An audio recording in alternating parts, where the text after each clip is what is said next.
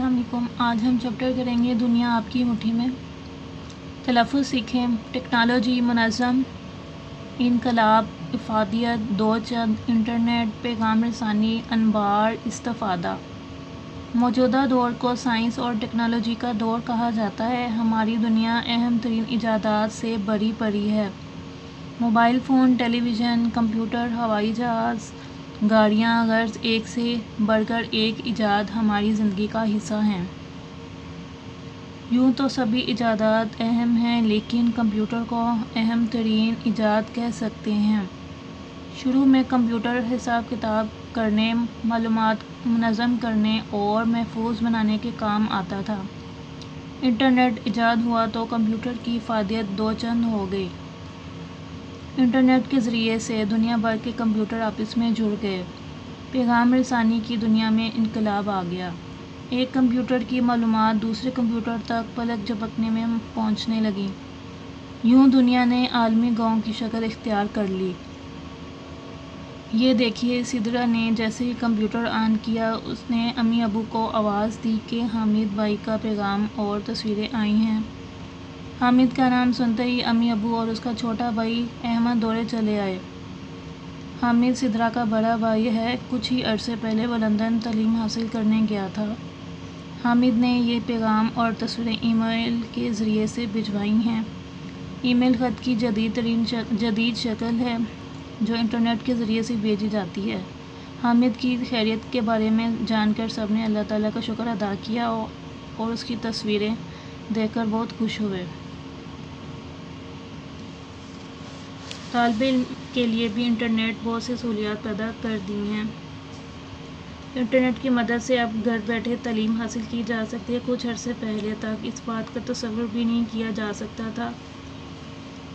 आज इंटरनेट की मदद से एक दूर दराज इलाके में बैठा हुआ तालिब इल्म भी आला माहिर उस्ताज़ा से इस्तिफ़ादा कर सकता है।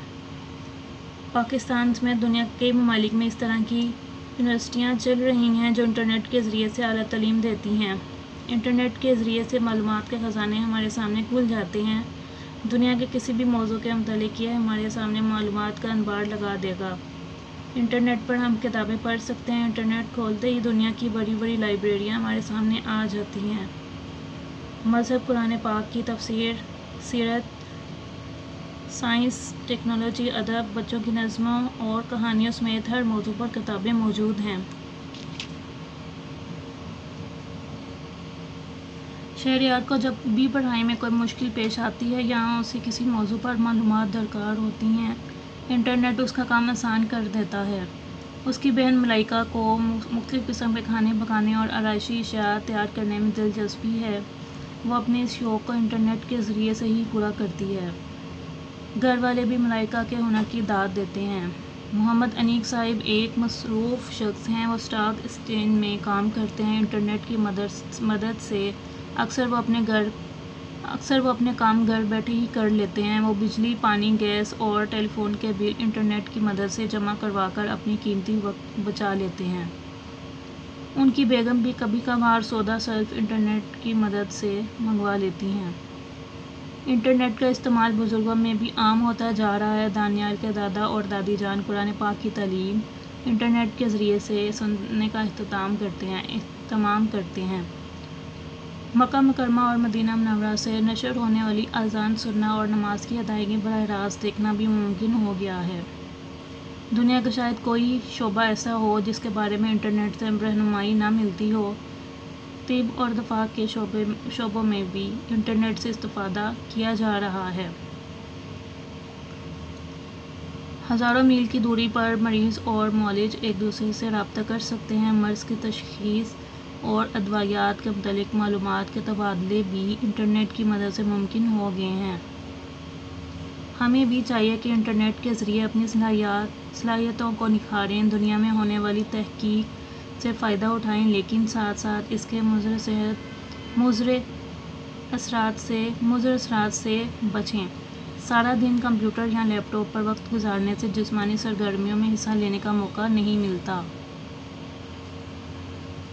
यूँ हमारी सेहत ख़राब हो सकती है और हमारी नज़र पर बुरे असरात पड़ सकते हैं। इस तरह انٹرنیٹ کے بے مقصد استعمال سے ہمارا وقت ضائع ہوتا ہے اور تعلیم کا حرج ہوتا ہے۔ اگر ہم انٹرنیٹ کا استعمال متعین کردہ مقاصد کو مد نظر رکھ کر بامقصد کریں تو اس کے مضر صحت اثرات سے بچا جا سکتا ہے۔ ہم نے سیکھا، انٹرنیٹ موجودہ دور کی اہم ایجاد ہے۔ انٹرنیٹ کی مدد سے بہت سے کام آسان ہو گئے ہیں۔ انٹرنیٹ کا استعمال تعمیری کاموں کے لیے کرنا چاہیے۔ کبھی بھی کسی بھی صورتحال میں اپنی ذاتی معلومات کسی اجنبی کو نہیں دینی چاہیے۔ اگر کوئی ایسا کرنے کے لیے کہے تو فوراً گھر کے بڑوں کو بتانا چاہیے۔